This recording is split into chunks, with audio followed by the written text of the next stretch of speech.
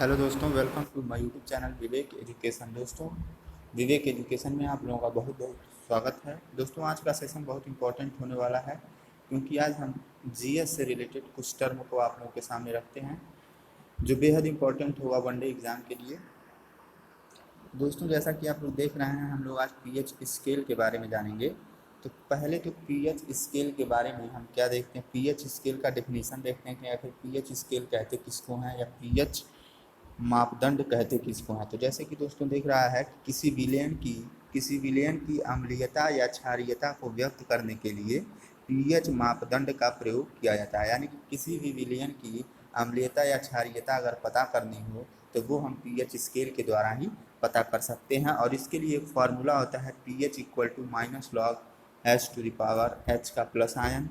और जैसे कि नीचे दिख रहा है, किसी विलयन में हाइड्रोजन आयनों के सांद्रण के व्युत्क्रम के लघुगणक को उस विलयन का पीएच कहते हैं। यानी कि जो हमारा फार्मूला निकल के आया है उससे हम पीएच मान का डेफिनेशन निकालना है। ठीक है, अब दिया है किसी विलयन का पीएच मान 7 से कम होने पर वह विलयन अम्लीय होता है। दोस्तों, पीएच स्केल के बारे में देखा जाए तो जिस पीएच स्केल में अगर पीएच मान 7 से कम आ रहा है किसी विलयन का, तो वो विलयन जो होगा वो क्या होगा, अम्लीय होगा। और अगर पीएच मान 7 से अधिक आ रहा है तो वो विलयन हमारा क्या होगा, क्षारीय होगा। यानी कि कोई भी विलयन है, अगर अम्लीयता या क्षारीयता पता करनी है तो पीएच स्केल में तो पीएच मान यही होता है कि अगर किसी विलयन का पीएच मान 7 से कम हो रहा है तो वो अम्लीय होगा, और पीएच मान 7 से अधिक हो रहा है तो वो क्षारीय होगा। और देखिए दोस्तों, ऐसा कि कुछ पीएच मान का वैल्यू आपको दिख रहा है। समुद्री जल का जो पीएच मान होता है वो 8.4 होता है, और रक्त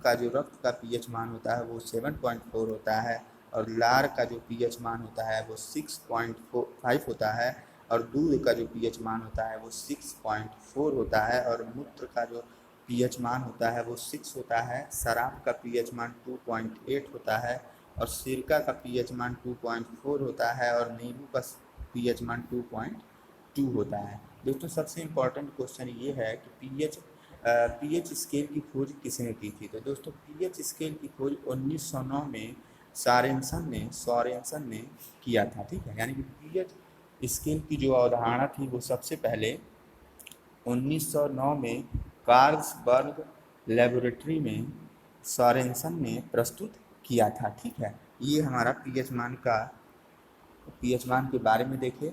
पीएच मान का खोज किसने किया था, ये बहुत इंपॉर्टेंट है, ये क्वेश्चन पूछा जाता है। तो याद रखिएगा कि पीएच मान का जो खोज था वो सॉरेनसन ने किया था, या पीएच मान को सॉरेनसन ने प्रस्तुत किया था सबसे पहले। तो कितने सन में, तो 1909 में सबसे पहले पीएच मान को सॉरेनसन ने प्रस्तुत किया था, पीएच की अवधारणा को प्रस्तुत किया था। आइए चलते हैं नेक्स्ट की तरफ। नेक्स्ट हमारा है प्राकृतिक अम्ल। जैसे कि कुछ प्राकृतिक स्रोत हैं जिनमें कौन सा अम्ल होता है वो हम लोग देखते हैं। तो जैसे कि सिरका है तो सिरका में एसिटिक अम्ल होता है, और संतरा है उसमें सिट्रिक अम्ल होता है, और इमली में टार्टरिक अम्ल होता है, और टमाटर में ऑक्सैलिक अम्ल होता है।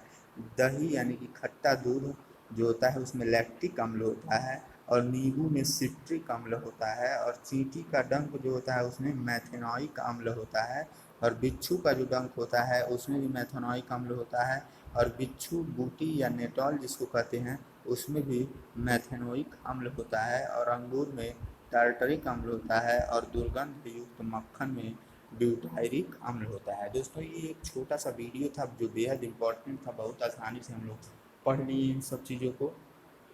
जो भी हमने बताया है वो बहुत इंपॉर्टेंट है, एग्ज़ाम में सीधे आपको देखने को मिलता है क्वेश्चन के रूप में। तो दोस्तों, अगर वीडियो अच्छा लगा हो तो लाइक सब्सक्राइब जरूर करिएगा। वीडियो छोटा है लेकिन बहुत इंपॉर्टेंट है। आज के लिए इतना ही। थैंक यू, धन्यवाद।